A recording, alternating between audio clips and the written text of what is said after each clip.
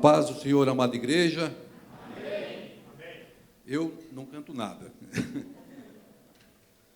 Tentei uma vez cantar com a minha esposa, ela olhou para mim e para, porque nem o Espírito Santo está aguentando. Mas pode se sentar, igreja. Eu quero agradecer de coração pela rica oportunidade, pela vida dos pastores, dos anjos da igreja, pastor Eliabe, pastor João Camilo, certo, né? Joabe, e todos os demais irmãos, porque eu sei da preocupação desta igreja em permitir que nesse púlpito suba alguém para trazer a palavra.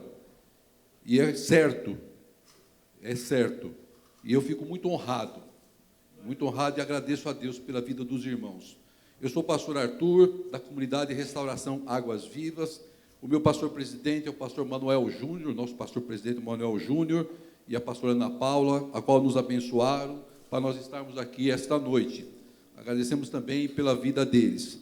Nós tivemos louvores maravilhosos entoados aqui, e todos eles nós percebemos e temos a certeza que melhor é estar nas mãos de Deus.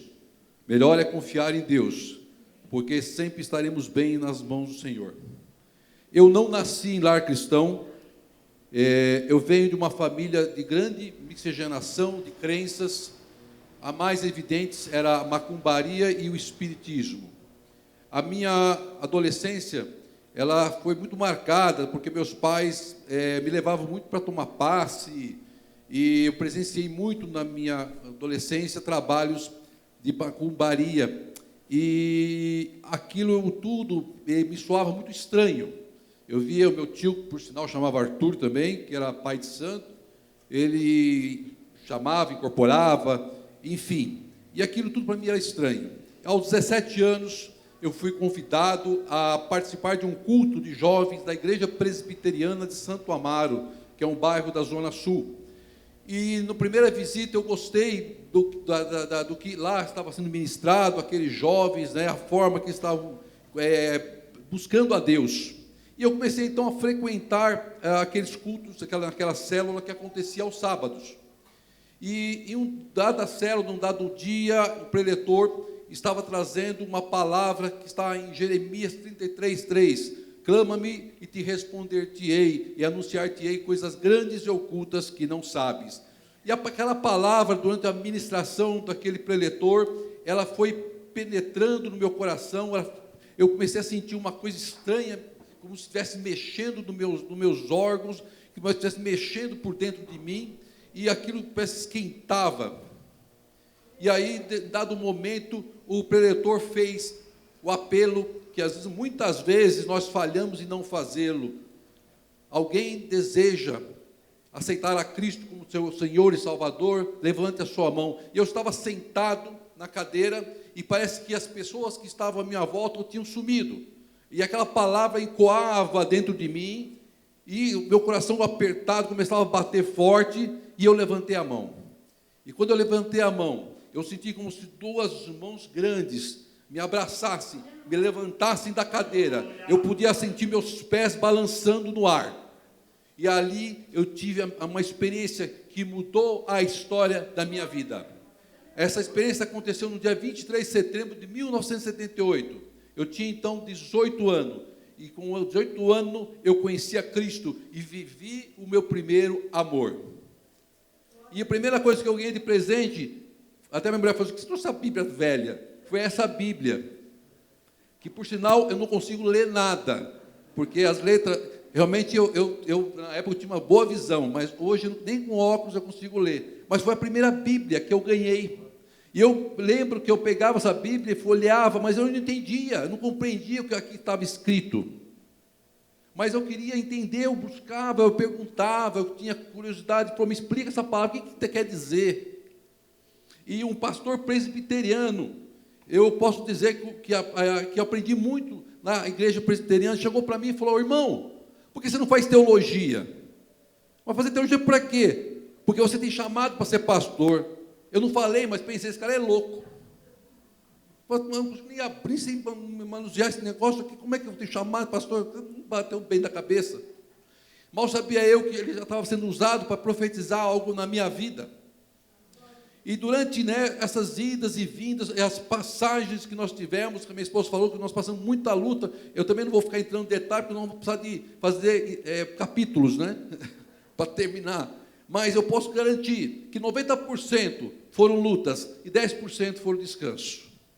E eu garanto para vocês que valeu a pena esses 10%. Valeu a pena. Sabe por quê, irmão? Sabe por que valeu a pena? Porque Deus não se esquece da sua palavra. Lá em Isaías diz assim: porque assim como desce a chuva e a neve dos céus, e para lá não tornam, mas regam a terra, e fazem produzir, brotar, dar semente ao semeador e pão ao que come, assim será a minha palavra que sai da minha boca, ela não voltará para mim vazia, antes fará o que me apraz, e prosperará naquilo a que enviei. Então eu tinha a palavra de Deus, a promessa: clama-me e te responderei. Eu passei, falei, se Deus me fez a promessa, vou toda hora que acontecer alguma coisa, eu vou chamar ele, vou clamar. E clamava. Falei, Senhor, tu fez uma promessa para mim, lá em 1978, clama-me e te responderei. E muitas vezes, ele respondia. Eu passei a sentir, muitas vezes, a sensação das mãos dele me pegando. A única coisa que mudou, que quando eu me converti, a sensação era muito boa, suave. Mas passando com o tempo, Deus começou a apertar um pouco a mão. E eu falei, Senhor, dá para dar uma afrouxada, está doendo, estou sentindo doer, não estou conseguindo respirar. E assim a gente foi aprendendo. O último aperto que eu tive de Deus aconteceu em 19 de setembro passado, há 2 meses, quando eu quebrei 6 costelas, todas do lado direito. Eu ainda estou em recuperação, tomando os remédios, porque não tem como engessar, tem que tomar remédio para a dor.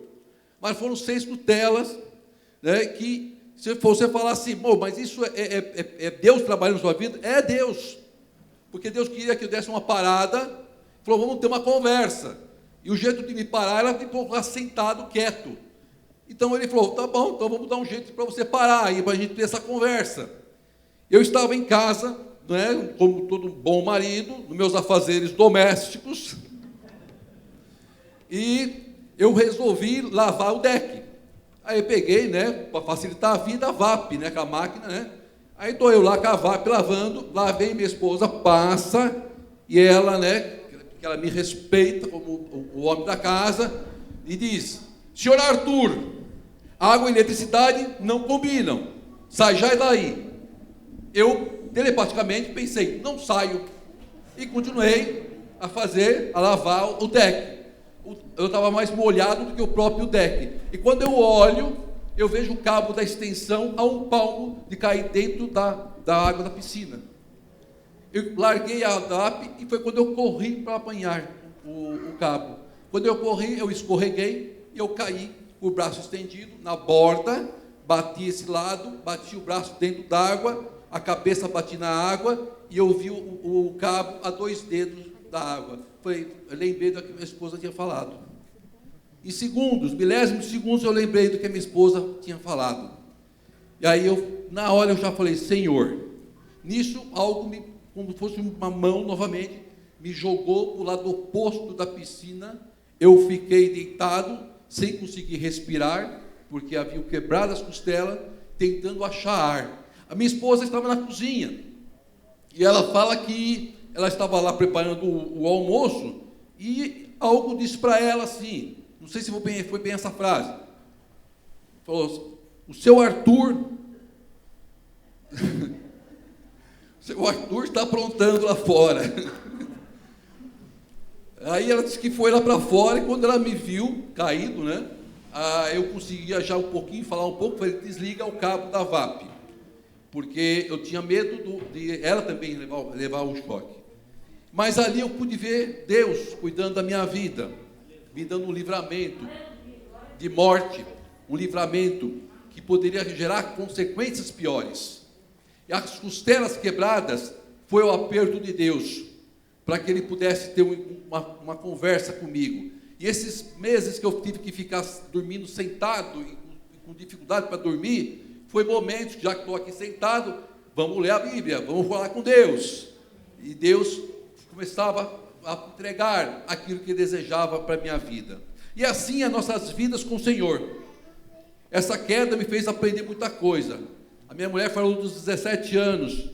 Eu vou contar, mas muito rapidamente. Eu passei 17 anos de muita luta, porque eu fui processado. Eu trabalhava em banco. E em banco eu tinha confiança no cliente. E eu achei que cliente, você tem que confiar. Só que um cliente usou o meu poder de gerente para desfalcar a empresa dele. E quando aquilo veio à tona, eu fui o primeiro a avisar o banco do que houve. Só que o banco entendeu que eu estive envolvido no desfalque. Eles falam que é conluio. E isso gerou o quê? Um processo criminal civil, um processo criminal federal e um processo civil, civil comum. E, de repente, eu perdi o emprego, fui mandado embora por justa causa, não tinha condições de pagar um bom advogado, e a luta começou com um banco grande, internacional, e o maior escritório de advocacia da América do Sul. Eu falei, o que eu faço? A justiça bloqueou tudo que eu tinha, bens, tudo, bloqueou tudo, e eu não tinha nada.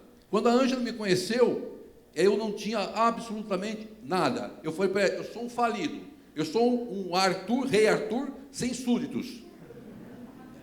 Então, essa é a minha situação. Mas eu tinha um Deus que me fez uma promessa. E eu comecei a clamar esse Deus. Eu falei, Senhor, eu só quero ter paz de coração. Eu só quero passar por essa luta. E na primeira instância eu perdi os processos. Podia ser preso. Eu estava sendo julgado por um crime colarinho branco contra a instituição financeira. E começamos a orar, a clamar a Deus. Eu conseguia somar emprego sem registro. E nós começamos a ter uma vida muito difícil, mas caminhando e buscando, e Deus usou um homem, um pastor, para me trazer de volta para Cristo, porque eu já tinha perdido totalmente a minha estrutura, perdi totalmente a minha força. E esse homem foi usado e me trouxe de volta para Cristo. E lá começou um tratamento de Deus em minha vida. Esse tratamento durou 17 anos, porque a audiência que encerrou os processos, ela aconteceu em 2010. Há 10 anos atrás. Em 2010, eu fui no fórum, lá com os togados. Eu falei, eu quero estar lá. A minha mulher falou, essa briga do gigante eu já vi na Bíblia. E lá nós sentamos, do lado de cá, e os homens de toga, lá em cima dos seus pedestais. Aí meu advogado fez a defesa oral. E lá cada um começou a dar a sua sentença, que podia resultar de vez com a minha queda. E cada um deles começou a entregar a sentença. O primeiro deu como sendo uma ação improcedente. O segundo deu como improcedente. O terceiro deu como improcedente. E Deus reverteu uma ação que era perdida por 3 votos a 0, sem direito a recurso ao banco. Aleluia. A honra e glória do Senhor. E a justiça criminal também me julgou como inocente, tanto a civil como a federal. E a partir de 2011, eu recebi um convite para montar um departamento comercial de uma empresa que eu estou até hoje. Entrei para montar a área comercial. E hoje, através do trabalho e através da bênção de Deus e promessa de Deus, porque Deus usou muitos profetas que diziam para mim, vejo você atrás de uma grande mesa, assinando muitos papéis. Hoje a empresa que eu sou sócio dessa empresa, junto com mais outras pessoas, porque Deus assim o quis. Deus reverteu. Foi quando em 2015 fizemos uma orquestra chamada Uma Sinfonia para Jesus, de agradecimento a Deus pelo milagre que Ele fez nas nossas vidas. Sabe por quê? Porque nós estamos nas mãos do Pai. E por isso eu fiz essa abertura. E eu peço que vocês abram suas Bíblias. E no livro de Jeremias, no capítulo 18, a partir do versículo 1. Amém, Jesus. Glória a Deus. Diz assim a palavra de Deus. Eu não vou ler nessa Bíblia porque não vou conseguir ler. Diz assim a palavra de Deus. Versículo 1. A palavra do Senhor que veio a Jeremias dizendo: levanta-te e desce à casa do oleiro, e lá te farei ouvir as minhas palavras. E desci à casa do oleiro, e eis que ele estava fazendo a sua obra sobre as rodas. Como o vaso que ele fazia de barro, quebrou na mão do oleiro, tornou a fazer dele outro vaso, conforme o que pareceu bem aos olhos do oleiro fazer. Então veio a mim a palavra do Senhor, dizendo: não poderei eu fazer de vós como fez este oleiro, ó casa de Israel? Diz o Senhor: eis que como barro na mão do oleiro, assim sois vós na minha mão, ó casa de Israel. Obrigado. Jeremias era um profeta de juízo, atraía poucos amigos, porque ele tinha que profetizar uma mensagem de juízo e castigo ao povo, e sabia que Deus daria uma sentença irreversível. Ele era chamado também como profeta das lágrimas, e porque era caracterizado pela sua angústia de espírito. Mas essa palavra é muito interessante, porque nós vemos Deus muito preocupado em ensinar o teu servo, usando o quê? Uma profissão de época, que era o do oleiro, e ensinando a ele, né, como o oleiro trabalhava. Os professores de hoje em dia, eles normalmente às vezes usam um teatrinho, ou levam as crianças em excursões, para dar a ela uma experiência do que ele quer transmitir de conhecimento ou ensinamento. Jeremias, nós sabemos bem que no capítulo 1, que ele tentou se esquivar, sair da responsabilidade do chamado. Muito parecido com o que nós fazemos hoje, né? A gente tenta sair fora, não sei falar, eu sou como uma criança. Mas Deus tinha um propósito, e eu convido aos irmãos a nós mergulharmos nessa palavra, a nós entrarmos na olaria e entendermos o propósito de Deus sobre a vida de Jeremias e sobre as nossas vidas. No versículo 2, a palavra diz assim: levanta-te e desce. Levanta-te e desce. Primeiro, Deus tira-nos do conforto. Deus tirou Jeremias do seu conforto. Eu não sei o que ele estava fazendo, mas provavelmente ele estava parado. E Deus fala para ele: levanta-te e desce. Ele tira ele do conforto. Então Deus está dizendo para nós que nós temos um chamado, e o nosso chamado vai nos tirar do nosso conforto. A segunda passagem, antes de mais nada, nós vamos encontrar algo muito similar a esse chamado de Deus, quando Deus fala com Felipe, quando o anjo de Deus fala com Felipe, para ele encontrar o eunuco, lá em Atos 8:26, ele diz assim: o anjo do Senhor falou a Felipe, dizendo: levanta-te e vai para o lado sul, ao caminho que desce a Jerusalém para Gaza, que está deserto. Então Deus novamente pega o servo dele e fala: levanta-te. Então a primeira coisa que Deus faz, a primeira coisa que nós temos que fazer para ouvirmos a voz do Senhor é levantar, é sairmos da nossa zona de conforto. E aí Deus vai falar conosco. Segundo ponto que Deus fala nessa palavra, Deus manda Jeremias descer. Descer a olaria. Descer é se humilhar na presença de Deus. Descer é honrar a Deus. Descer é se colocar na sua posição. O mundo está invertendo esse papel. O mundo está querendo colocar o homem na mesma posição de Deus. E tem casos que quer colocar o homem acima de Deus. Senhor, faz isso. Senhor, faz aquilo. Espera aí, nós temos que olhar para o alto, porque nosso lugar é baixo, e bem baixo. É lá nos pés, é no pó. E nós temos que aguardar a voz do Senhor. Nós somos servos e não somos senhores. Só tem um Senhor, que é Cristo. E a Ele toda a honra e toda a glória. Então Jeremias se colocou na posição. Ele ouviu a voz de Deus. E para ouvirmos a voz de Deus, nós temos que, primeiro, levantar. Segundo, que é sair da nossa zona de conforto, é descer, nos humilharmos na presença de Deus, porque nós somos servos. Quando nós aceitamos a Cristo como Senhor e Salvador, nós, de certa forma, descemos a olaria, porque o oleiro, que é Deus, ele começou ali a trabalhar a nossa vida, ele começou ali a agir a nossa vida. Ali nós começamos a sentir as mãos do Senhor. Como eu falei no início, ali eu senti as mãos de Deus, já apanhando o meu ser, para começar a trabalhar, para começar a me moldar, segundo da forma que Ele deseja. Por quê? Porque eu abri meu coração para Ele. Porque eu permiti que Ele entrasse no meu coração. Apocalipse 3:20 diz: eis que estou à porta e bato. Eis que estou à porta e bato. Se alguém ouvir a minha voz e abrir a porta, entrarei em sua casa, nosso coração, e com ele cearei, e ele comigo. Que coisa mais maravilhosa? Se eu abro meu coração, Ele entra. Eu abri meu coração, Ele entrou. Você abriu seu coração, Deus entrou, sentou com você, ceou com você. É preciso descer.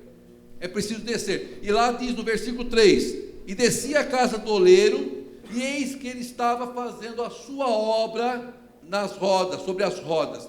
As rodas, para quem já viu em vídeo ou no Google, é uma roda embaixo, outra em cima, com o pé ele roda de baixo, e a de cima vai girar, ele põe o barro e ali ele trabalha.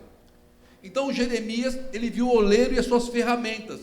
O oleiro estava fazendo sua obra, trabalhando o barro. O oleiro na época era um profissional qualificado e importante, diferente de hoje que tudo industrializado, mas na época ele fabricava jarros, vasos, artefatos de barro, e ele era uma pessoa habilidosa, porque ele tinha essa habilidade nas mãos, e com as mãos ele dava forma ao objeto. Ele transformava o barro e dava forma no objeto. Ele punha a terra, misturava com água, um pouco de argila, e aquilo ganhava consistência. Então ele não podia pôr muita água, senão ficava muito mole, não podia pôr pouco, senão ficava muito poroso. Então ele sabia as medidas certas de cada ingrediente e sabia como trabalhar o vaso. Assim é Deus em nossas vidas, Deus no nosso oleiro. Ele nos prepara, Ele nos molda. E o primeiro, grande trabalho do nosso oleiro foi quando ele pegou o pó da terra, fez o barro, formou com suas mãos a sua maior criação, a sua imagem e semelhança, o homem.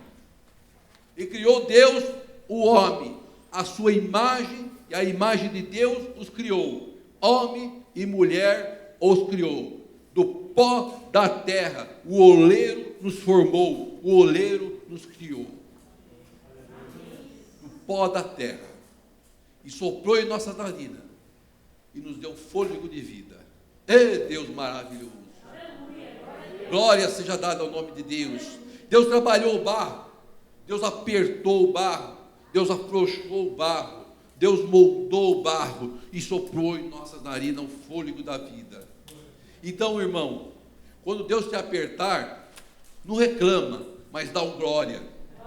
Mas dá um glória, porque Deus está tratando a sua vida, Deus trabalhando a sua vida. O nosso grande oleiro é Deus. Ele nos molda, Ele nos forma, ora aperta, ora afrouxa, do jeito que Ele quer. Sabe por quê? Porque Ele é Deus e nós somos servos. Glória seja dada a Deus. Aí no versículo 4,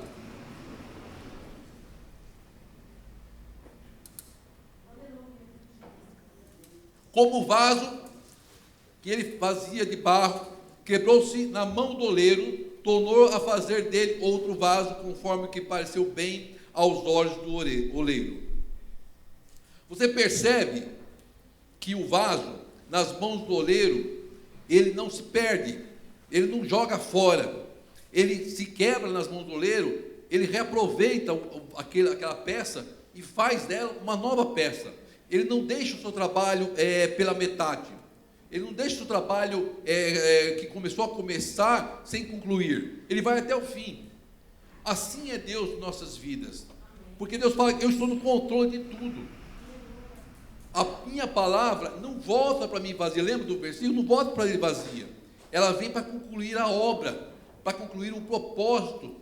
Porque Deus é o que está no controle de todas as coisas. E nada acontece sem o consentimento do Senhor. Tem uma pregação do pastor Hernandes Dias Lopes, que ele fala sobre Jó. Todo mundo não conhece a palavra de Jó. E em dado momento ele fala o seguinte: Satanás é um cachorro na coleira de Deus, e ele vai até onde a coleira permitir. Satanás é um cachorro na coleira de Deus, e ele vai até onde a coleira de Deus permitir, a coleira permitir. Por quê? Porque Deus que está no controle. E nada acontece em nossas vidas sem a permissão de Deus. É melhor você quebrar na mão de Deus, porque mesmo na dor, mesmo na dificuldade, e o quebrar na mão de Deus é uma grande faculdade, a melhor faculdade. Os pastores que digam, você acha que foi fácil ser ungido pastor, chegar aqui consagrado pastor?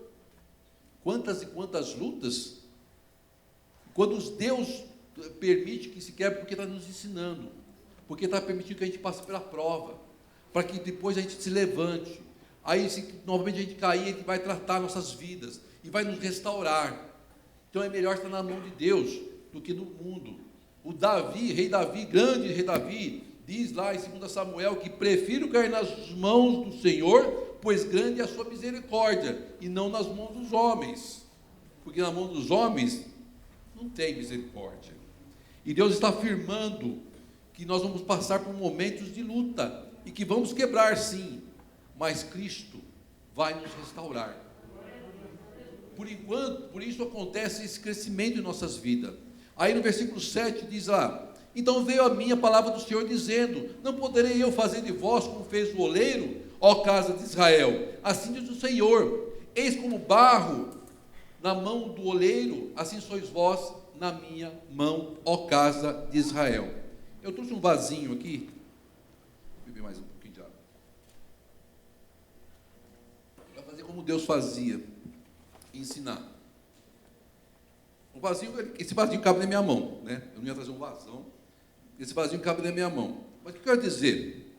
O oleiro, ele pegava o vaso e trabalhava o vaso. Ele rodava o vaso sobre as rodas. E sobre a roda, ele trabalhava esse vaso da forma que ele queria, da forma que ele desejava. O vaso era moldado segundo aquilo que ele desejava. Podia ser um pouco maior, um pouco menor. E esse vaso, um dia, vai ter alguma serventia.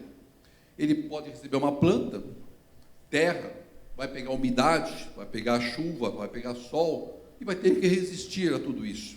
A nossa vida é assim. Nós vamos pegar sol, vamos pegar chuva, vamos passar por lutas e dificuldades. Então Deus fala que Jeremias, vai lá na casa do oleiro, vê o oleiro trabalhando o vaso, vê como ele trabalha, veja como ele manuseia esse vaso, a forma que ele vai ganhando, a forma que ele vai se transformando, mas vai ter dado um momento que o vaso vai quebrar, vai ter dado um momento que o vaso vai ficar em pedaços. Para o mundo que vai olhar a sua vida quebrada, o coração machucado, as pessoas zombado, eles vão passar, não vou dar na bola, é apenas um mais um quebrado. Pode ser que tem outros que vão passar e vão até te chutar, não vale nada, é um miserável, não tem valor.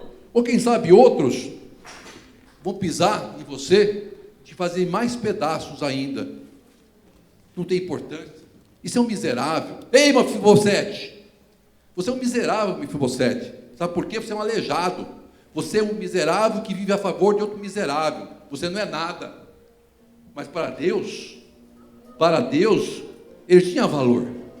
E ele foi trazido à presença do rei. E na presença do rei, ele foi chamado a sentar à mesa do rei. Você olha esses pedaços. Será que esse pedaço representa o teu coração? Será que esse pedaço representa a tua vida? Será que esse pedaço representa os teus sonhos? O que representa esse pedaço de vaso? As suas dores, as suas tristezas, as suas amarguras, aquilo que você desejava, que você viu sumir da sua vida, aquilo que você tanto queria que acontecesse e não aconteceu. Mas sabe qual a diferença de quem serve a Deus?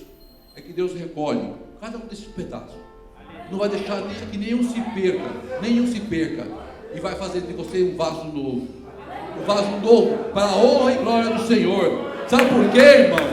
Porque nós somos chamados a sentar à mesa do rei, nós somos filhos do rei, nós somos convidados a sentar à mesa do Pai, e o Pai não vai permitir que sejamos humilhados. Ele restaura em nossas vidas a nossa honra. Seja vaso de honra, Como disse minha esposa, foi dito aqui, não pare de sonhar, porque Deus tem grandes planos para nossas vidas. Deus tem grandes planos para você. Você é um vaso precioso nas mãos do Senhor. Eu consigo apanhar todos os pedaços, mas Deus não vai deixar um pedacinho se perder. Um pedacinho. Ele vai nos renovar. Ele vai nos transformar para a sua honra e para a sua glória, hoje e sempre.